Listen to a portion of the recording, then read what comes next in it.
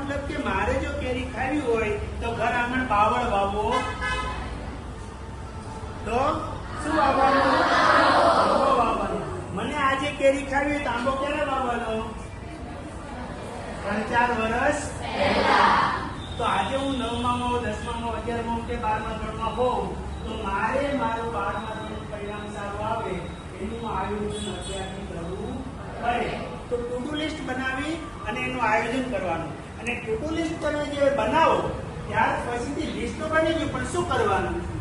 List બન્યા પછીથી એનું શેડ્યુલ બનાવવાનું. શેડ્યુલ કઈ રીતે બને? પ્રાયોરિટી. તમે 10 કામો નક્કી કર્યા, એમાંથી પ્રાયોરિટી નક્કી કરવાની કે પહેલું કયું કામ? કોઈ પણ કામ છે એના બે આયામ હોય. એક તો અગત્યતા હોય અને બીજું અર્જન્સી.